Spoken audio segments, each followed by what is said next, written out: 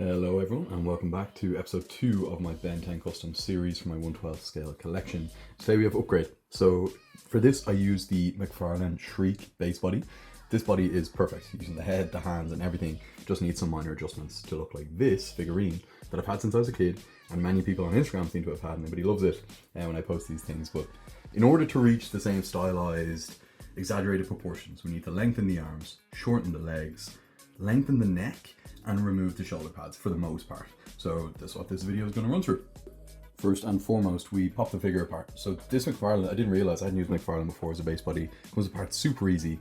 The abdomen and the torso section I needed boiling water for, but the rest of it you can just kind of pop apart. So when you do this, you can then kind of run through and look at where is the paint going to rub the most. Here I was looking at the hip, the shoulder, the arm, everything like that. And then you can determine where you're going to sand and prep for a paint rub. This was me trying to get the shoulder pad off. I thought it was going to click out, but it's glued in there. So noteworthy that I probably wouldn't recommend using the scalpel like this. I've nicked my fingers a few times. So once you decide where you're cutting with the scalpel, just place it down on a desk or a cutting board and use the scalpel away from your fingers like I am doing here.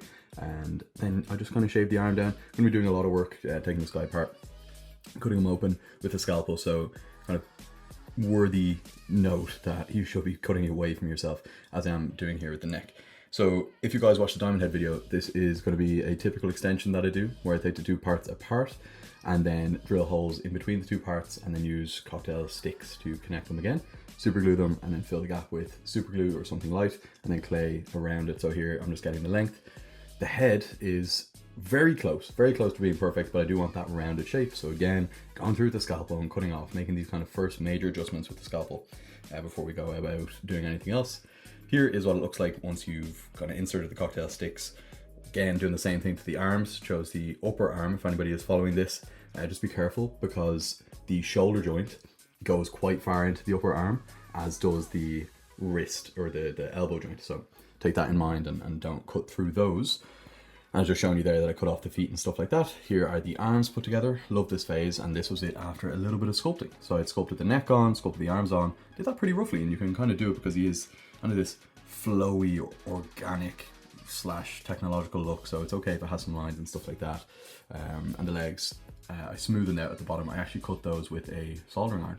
So the hands here, I was just looking at them because I needed to cut off the fingers, but I did that off camera.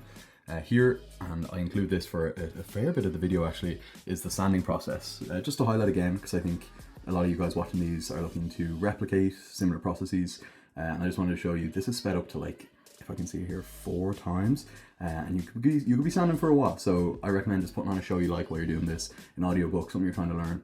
Slap it on there and just get sanding, keep touching it with your hands. Helps you add a little bit of water here until you reach your desired smoothness. Because otherwise, A, it's not going to be the kind of texture you want it to be, but B, the kind of fingerprints and stuff you leave on it from sculpting will still be there. The fingers, as you can see here, I should have included the clip, but I didn't. I essentially just sculpted them over into these big globby fingers, as he has, and I kept the bulbs in. I want to note as well that Dinoplastic, another popular YouTuber, the most popular YouTuber for Ben 10 Customs, and Extra Crafty Gecko, used this body mold as well. He went for a little bit more of a one-to-one look, so if you want to look at that as well, Crafty Gecko also has a lovely version that he 3D printed a lot of parts for, which is much more accurate than mine. With this guy, fits my collection perfectly. Just showing here that I use a scalpel after the sculpt is done to remove some lines, and then you can also see here, this is before priming, but you can see the feet that I did. I just kind of made them globular and added a little bit of line to add some continuation from the sculpt that I kept on. And then here they are primed white with the black layer painted over the back, etc. And then I got the green that I was going to use, just showing that I used the figure and my phone for reference. I got the green that I wanted to use and painted the lines. I did these both using references and following the sculpt that's already on the figure. If anybody's following this along, you guys will probably do the same. You can kind of just follow the things. Oh, this Mod Podge. So this is what I use to seal a lot of my figures. I'm going to run through multiple mistakes that I made here. First and foremost, did not need this much Mod Podge. I did not need this. I could have coated the figure 3 times with this amount.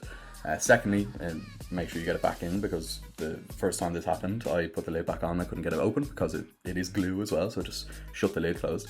Here I am applying the Mod Podge, and when this dries it forms a nice layer, protective layer over the figure, but I am way too incareful whilst doing this custom, so I go to put it back on the cocktail stick here to rest and dry, and I just let it drop, and then it picks up a bunch of crumbs and hairs off the table, so you have to redo the coat. Here I am just trying to come up with ways to get every part of it Mod Podged without my fingers getting in the way.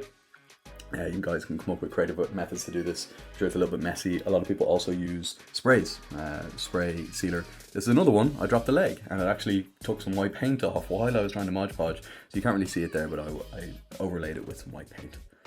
And here we go with the finished product. I also am showing you guys here the custom bend that I did. Didn't put too much effort into him. I just used a G.I. Joe Outback figure and added an Omnitrix just as a reference point for all the figures and height and scale reference. So here we go. He is put back together. Very easy to put back together. Again, McFarlane didn't require me to heat up much of it, so I was able to just pop him back together. I realized I did most of that voiceover in one go, so if there's any mistakes, please forgive me, but I'm trying to pump these out a little bit quicker than I have been because I'm backed up. I've already done 3 more figures after upgrades, so I'd love to get these YouTubes out soon. So super happy with how this guy came out. He did very well on Instagram as well, so if anybody wants to see further pictures or videos, you can go over there. 112 Customs there. But this guy, yeah, I love that I got the sculpt. I know it's not one-to-one accurate, but keeping those kind of sculpted lines gives him a very technological look in my eyes. His articulation is fantastic.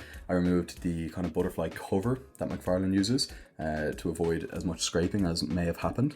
A little bit difficult to stand, so if you're looking at this, if anybody can come up with a slightly better way to make the feet standable, but to be honest, it's fine. Once you're posing, and you can use flight stands or stuff like that, but you can also just redistribute his weight over his feet a little bit better, or you can make the base of his feet wider.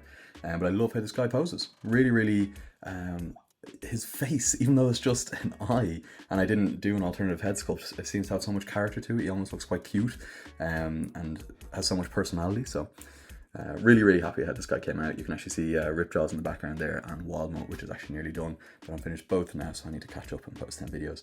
Here's some size comparisons with Ghost Freak, who I'm going to be getting a new head sculpt for, but he does the job for now. We're definitely going to keep that same body. Diamond Head, which I have a tutorial on my YouTube channel for, super happy with that. And then my big chunky forearms. He is a little bit out of frame here, but I'll fix the camera so you guys can see.